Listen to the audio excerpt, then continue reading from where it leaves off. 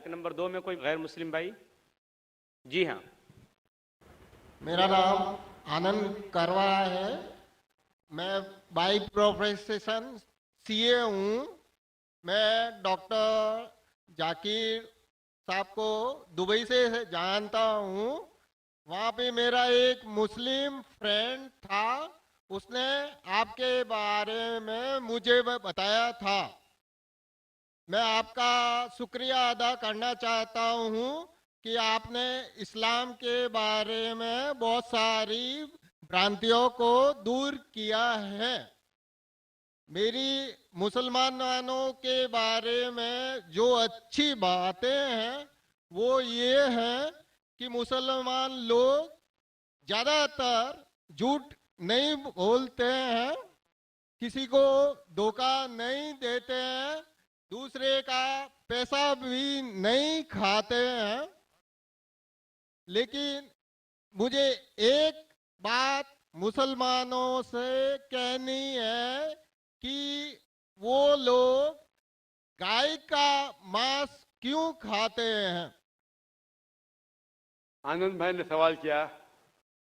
वो कहते हैं कि वो मुझे दुबई से जानते हैं माशाल्लाह, और कई सालों से मेरे तकरीर सुन रहे, और वो कहते हैं कि उनके तजुर्बे के हिसाब से वो समझते हैं कि मुसलमान अच्छे लोग हैं, सच बोलते हैं, झूठ नहीं बोलते, किसी का पैसा नहीं खाते।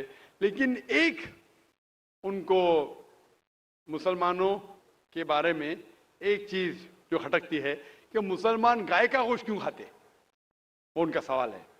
मैं पहले बोलना चाहता हूँ भाई साहब आनंद जी कि एक मुसलमान अच्छा मुसलमान रह सकता है 100% शाकाहारी होने के बाद भी। A Muslim can be a good Muslim even by being a pure vegetarian. शुद्ध शाकाहारी होने के बाद भी एक मुसलमान 100% अच्छा मुसलमान रह सकता है। लेकिन क्योंकि अल्लाह सुब्हाना व तआला हमारा रब, हमारा खालिक, कुरान मजीद में अल्लाह ताला फरमाते हैं, सूरह माइदा में सूरा नंबर 5 आयत नंबर 1 में अल्लाह ताला फरमाते कि आप उन 4 पायों जानवरों का गोश्त खा सकते हैं जिनकी हमने इजाजत दी है। अल्लाह ताला फरमाते सूरह नहल में सूरा नंबर 16 आयत नंबर 5 में कि आप कैटल का गोश्त खा सकते हैं। कुरान में जिक्र आता है सूरह मोमिनून में सूरा नंबर 23 आयत नंबर 21 में कि आप कैटल में से आपको मिलता है दूध, उनमें से मिलती है आपको गर्मी, और आप इनका गोश्त खा सकते हैं। तो जब अल्लाह सुब्हाना व तआला हमारा खालिक, हमारा मालिक कहता है कि आप गोश्त खा सकते, तो क्यों हमें नहीं खाना चाहिए? मैं आपको कोशिश करूंगा बताने के लिए कि आज की साइंस ये कहती है कि हमारे जिस्म में हमको प्रोटीन की जरूरत है, कम से कम 23 एमिनो एसिड की जरूरत है। यही 23 में से 8 एमिनो एसिड हमारे जिस्म में नहीं बनते। उसके लिए फर्ज है कि ये हमारे खाने में हमें ये अमीनो एसिड मिलना चाहिए। कोई भी शाकाहारी, कोई भी भाजी पाला नहीं है जिसमें आटों के आटो अमीनो एसिड मौजूद है। फ्लैश में, गोश्त में आटो अमीनो एसिड मौजूद है। इसे साइंस कहती है कंप्लीट प्रोटीन, कंप्लीट फूड। आज साइंस ये कहती है कि फ्लैश फूड में, गोश्त में प्रोटीन है, नियासिन है, विटामिन B1 है, इससे सेहत अच्छी बनती है। और आज आप देखेंगे जो जानवर जो शाकाहारी होते हैं, जो सिर्फ भाजी पाला खाते हैं, भेड़, बकरी, गाय, आप देखेंगे इन जानवरों के दांत इनके चपटे हैं, उनके पास हर्बीवोरस सेट ऑफ टीथ है। ये सिर्फ भाजी पाला खाते, गोश्त खा ही नहीं सकते। जब आप देखेंगे मांसाहारी जानवर के दांत, शेर बब्बर, चीता, उनके नोकीली दांत होते हैं। ये सिर्फ गोश्त खाते हैं, भाजी पाला खा ही नहीं सकते। जब आप अपने दांत आईने में देखेंगे तो भगवान ने, ईश्वर ने, हमारे खालिक ने हमें दोनों दांत दिया है, चपटे दांत भी दिया है और नोकीले दांत भी दिया है। अगर हमारा ईश्वर चाहता था कि हम सिर्फ भाजी पाला खाए तो ये नोकीले दांत क्यों दिया? गोश्त खाने के लिए। आज की साइंस कहती है कि जो डाइजेस्टिव सिस्टम है हर्बीवोरस एनिमल का, गाय, भेड़ बकरी के, वो सिर्फ भाजी पाला डाइजेस्ट कर सकते, गोश्त को डाइजेस्ट कर ही नहीं सकते। जो डाइजेस्टिव सिस्टम कार्निवोरस एनिमल का है, चीता, शेर, शेर बब्बर, ये सिर्फ गोश्त डाइजेस्ट कर सकते, भाजी पाला नहीं। लेकिन हम इंसानों को अल्लाह ताला ने, हमारे ईश्वर ने स्मॉल इंटेस्टाइन भी दिया है, बिग इंटेस्टाइन भी दिया है। हम भाजी पाला भी डाइजेस्ट कर सकते, गोश्त भी डाइजेस्ट कर सकते। अगर हमारा ईश्वर चाहता था कि हम सिर्फ भाजी पाला खाए, तो हमें ये डाइजेस्टिव सिस्टम क्यों दिया जो गोश्त को भी डाइजेस्ट कर सकता है? तो साइंटिफिकली हमारा जिस्म हमारे ईश्वर ने ऐसा बनाया है कि हम भाजी पाला भी खा सकते हैं, गोश्त भी खा सकते हैं। और बहुत लोग को गलत फहमी है कि हिंदू मजहब में गोश्त खाने की ममानियत है। भाई आप हिंदू है ना? आपके नाम से लगता है आप हिंदू है। हिंदू है ना सर? जी हिंदू ही है। आप हिंदू है ना? हाँ हाँ बिल्कुल सही, आपके नाम से लग रहा है आनंद आपका नाम है, आप हिंदू है। आपको गलतफहमी होंगी कि हिंदू मजहब में गोश्त खाना हराम है। आप जब हिंदू मजहबी किताब पढ़ते हैं, आपकी मजहबी किताब में लिखा है कि गोश्त भी खा सकते हैं, मांस भी खा सकते हैं और बीफ भी खा सकते हैं, गाय का गोश्त भी खा सकते हैं। आप जब पढ़ेंगे मनुस्मृति चैप्टर नंबर 5 अध्याय नंबर 5 श्लोका नंबर 30 में लिखा है कि अगर खाने वाले जानवर, अगर खाने वाले मखलूक उस चीज को खाती है जो खाने वाले जानवर है, तो आप कोई गुनाह नहीं कर रहे, क्योंकि ईश्वर ने कुछ मखलूक को बनाया है खाने के लिए और कुछ मखलूक को खा जाने के लिए। Some to eat and some to be eaten. तो अगर आप खाने वाले जानवर खाते हैं तो गुनाह नहीं कर रहे। लिखा है मनुस्मृति में अध्याय नंबर 5 श्लोका नंबर 31 में कि अगर आप पूजा के लिए जानवर को कत्ल करते हैं तो कोई गुनाह नहीं करते। लिखा है मनुस्मृति में अध्याय नंबर 5 श्लोकान नंबर 39 और 40 में कि ईश्वर ने कुछ जानवर को बनाया है पूजा के लिए, सैक्रिफाइस के लिए। तो killing in sacrifice is not killing. तो कत्ल करना पूजा में कत्ल नहीं है। तो मनुस्मृति के मुताबिक आप गोश्त खा सकते हैं। फिर आप जब मुताला करेंगे महाभारत का, महाभारत में अनुशासन पर्व में अध्याय नंबर 88 में युधिष्ठिर, पांडव के 5 भाई थे, आपने युधिष्ठिर का नाम तो सुना होगा। युधिष्ठिर जो पांडव के 5 भाई थे, युधिष्ठिर पांडव में सबसे बड़ा भाई था। वो पूछता है भीष्म से कि हम यज्ञ में, पूजा में क्या खाना दे ताकि हमारे परदादा खुश होंगे। तो भीष्म कहता है अगर हम यज्ञ में, पूजा में चावल, बार्ली, सेब, भाजी पाला देंगे तो हमारे परदादा 1 महीने के लिए संतुष्ट रहेंगे। अगर हम मछली देंगे तो 2 महीने के लिए, अगर गोश्त देंगे 3 महीने के लिए, अगर खरगोश देंगे तो 4 महीने के लिए, अगर बकरी देंगे तो 5 महीने के लिए, अगर सुअर देंगे तो 6 महीने के लिए, अगर परिंदा देंगे तो 7 महीने के लिए, अगर हिरन देंगे तो 8 महीने के लिए, अगर बैल देंगे तो 11 महीने के लिए, अगर गाय देंगे तो पूरे 1 साल के लिए हमारे परदादा संतुष्ट रहेंगे।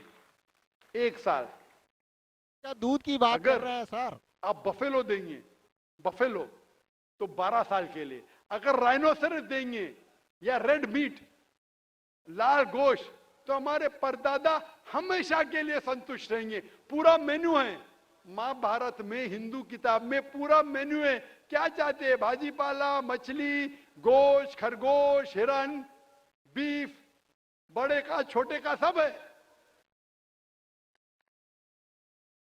आप अगर वेद पढ़ेंगे, वेद में भी लिखा है कि संत और साधु गोश्त खाते थे, गाय का गोश्त भी खाते थे। फिर आप क्यों कहते हैं कि गोश्त खाना हराम है? क्योंकि बहुत से हिंदू लोग बाकी मजाहिब से प्रसन्न हुए। मजहब से प्रसन्न होने के बाद कुछ मजहब मानते अहिंसा में, और वो समझते हैं कि जानवर को कत्ल करना गुनाह है। क्यों? क्योंकि जानवर में जान है, बाजी पाला में जान नहीं है, पेड़ पौधों में जान नहीं, इसलिए बाजी पाला खाना गलत नहीं है, लेकिन जानवर खाना गलत है। आज साइंस तरक्की कर चुका है और हम जानते हैं कि पेड़ पौधों में भी जान है, तो उनकी लॉजिक जरा बदल गई। हाँ हाँ जाकिर भाई, हम जानते हैं पेड़ पौधों में जान है, लेकिन पेड़ पौधे उनको दर्द का एहसास नहीं है, उन्हें दर्द नहीं होता। पेड़ पौधों को दर्द नहीं होता है और जानवर को दर्द होता है, इसीलिए जानवर खाना बड़ा गुनाह है, पेड़ पौधे खाना कम गुनाह है। आज साइंस फिर से तरक्की कर चुका है। तरक्की करने के बाद आज साइंस ये कहती है कि पेड़ पौधों को भी दर्द होता है, लेकिन उनकी दर्द की आवाज आपको सुनाई नहीं देती। हम इंसान सिर्फ 20 साइकिल्स और 20,000 साइकिल्स के दरमियान फ्रीक्वेंसी में सुन सकते, इसके नीचे इसके ऊपर नहीं सुन सकते। वो चीखते हैं लेकिन हमें उनकी आवाज सुनाई नहीं देती। तो एक शख्स ने मुझसे सबसे ज्यादा बहस किया और कहा कि जाकिर भाई, मैं मानता हूं कि पेड़ पौधों में जान है, पेड़ पौधे को दर्द होता है, लेकिन पेड़ पौधों में सिर्फ 2 या 3 सेंसेस है, जानवरों में 5 सेंसेस है, इसलिए जानवर का कत्ल करना बड़ा गुनाह है। तो मैंने उससे पूछा कि अगर आपका भाई पैदा होता है 2 सेंसेस कम के साथ, वो सुन नहीं सकता है और बात भी नहीं कर सकता है, गूंगा है और बहरा है, जब वो बड़ा होता है और अगर कोई इंसान उसका कत्ल करता है, तो क्या आप जाके कहेंगे जज से, मिलॉर्ड कातिल को कम सजा दो क्योंकि मेरा भाई गूंगा था, वो सुन नहीं सकता था, बात नहीं कर सकता था? आप तो कहेंगे कातिल को डबल पनिशमेंट दो, मेरा भाई तो मासूम था, ना सुन सकता था ना बात कर सकता था। इस्लाम में 2 सेंसेस लेस और 2 सेंसेस मोर नहीं। इस्लाम में अल्लाह ताला फरमाते सूरह बकरा में सूरह नंबर 2 आयत नंबर 168 में 168 में, eat of the good things which Allah has provided you, जो अच्छी चीज आपको आपके अल्लाह ने दिए उसको आप खा सकते हैं। तो आप अगर मुताला करेंगे मजहबी किताबों का और साइंस का, गोश्त खाना कोई गलत नहीं है और मुझे खुसूसन कोई गिला शिकवा नहीं अगर गैर मुस्लिम, अगर हिंदू गोश्त नहीं खाते, मुझे कोई गिला शिकवा नहीं, क्योंकि अगर सब हिंदुस्तानी गोश्त खाने लगेंगे तो हिंदुस्तान में गोश्त का भाव बढ़ जाएगा। आज महंगाई का जमाना है, पेट्रोल का भाव बढ़ रहा है, सब हिंदुस्तानी गोश्त खाने लगेंगे तो गोश्त का भाव भी बढ़ जाएगा। तो मुझे कोई गिला शिकवा नहीं आप अगर गोश्त नहीं खाते, लेकिन अगर आप ये कहेंगे कि गोश्त खाना गलत है तो आपको आपकी मजहबी किताबों के बारे में नहीं पता है और साइंस का भी नहीं पता है। अगर आप कहेंगे किसी की जान नहीं लेना चाहिए तो आप 2 मिनट भी जी नहीं सकते। हम जो सांस ले रहे हैं ये जर्म्स है, जर्म्स में भी जान है, आप सांस लेने से उनका कत्ल कर रहे तो आप जी नहीं सकेंगे। इस्लाम में यह है कि जो चीज की इजाजत है वो आप खा सकते, जो हराम है उसको नहीं खाना चाहिए। Hope that answers the question.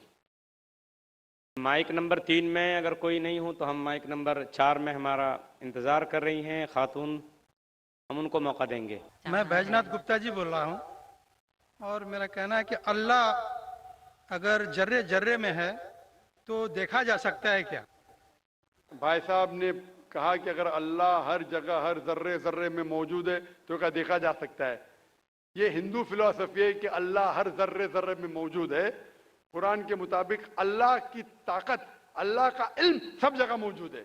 अल्लाह लेकिन अर्श पे बैठे हैं, तो ये कहना अल्लाह सब जगह मौजूद है ये इस्लाम की तालीम में नहीं है, ये हिंदू की तालीम में है। क्या आप अल्लाह को देख सकते? नहीं, इंसान इस दुनिया में, इस जिंदगी में अल्लाह को देख ही नहीं सकते। और उसकी मिसाल पेश है कुरान मजीद में, जब मूसा अलैहिस्सलाम अल्लाह सुब्हानहू व तआला फरमाते क्या मैं आपको देख सकता हूं, तो अल्लाह ताला कहते उनसे कि उस पहाड़ को देखो, मैं मेरी झलक उस पहाड़ को दिखाऊंगा और आप